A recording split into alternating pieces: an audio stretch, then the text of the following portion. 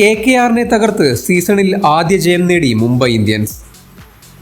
Defending ചാമ്പ്യന്മാരെ തന്നെ തോൽപ്പിച്ചാണ് points ടേബിളിലേക്ക് ഹർദിക്കും കൂട്ടരും കയറിയത്. അതും ഗ്രാൻഡായി തന്നെ. ജയിച്ചേ മടങ്ങൂ എന്ന വാശി മുംബൈ പ്ലേയേഴ്സിലൊക്കെ കാണാമായിരുന്നു. ഓരോ നീക്കവും കൃത്യമാണെന്ന് ഉറപ്പിക്കുന്ന ക്യാപ്റ്റനെയും ഇന്ന് കണ്ടു. ഒപ്പം വാങ്കഡയുടെ അകമഴിഞ്ഞ പിന്തുണയും.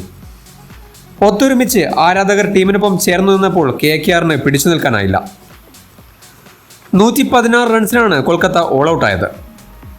മുൻ മാച്ചുകളിൽ ബൗളിങ്ങിലുണ്ടായിരുന്ന പല കുറവുകളും പരിഹരിച്ചു. ബോൾട്ടും ചാഹറും ഇമ്പാക്റ്റ് ഉണ്ടാക്കി, അതും പവർ പ്ലേയിൽ തന്നെ. നരേനെ ആദ്യം ബോൾട്ട് മടക്കി, പിന്നാലെ ഡിക്കോക്കിൻ്റെ വിക്കറ്റ് ചാഹറും നേടി. അതിനുശേഷം ഡെബ്യൂട്ടൻ അശ്വിനി കുമാറിൻ്റെ വരവ്. ആദ്യ പന്തിൽ തന്നെ KKR നായകൻ മടങ്ങി. വെങ്കടേഷ് അയ്യരെ കൂടി പുറത്താക്കി പവർ പ്ലേയിലെ 4ാം വിക്കറ്റ് ചാഹർ നേടി. 6 ഓവറിൽ സ്കോർ 41-4. പിടിച്ചുനിന്ന രഘുവൻഷിയെ ക്യാപ്റ്റൻ ഹർദിക് പാണ്ഡ്യയാണ് പുറത്താക്കിയത്. ലോവർ മിഡിൽ ഓർഡറിനെ തകർത്തെറിഞ്ഞ് വീണ്ടും അശ്വിനി കുമാറിൻ്റെ റീ എൻട്രി. 3 മേജർ വിക്കറ്റുകൾ. Manish Pandey, Andre Russell, Rinku Singh.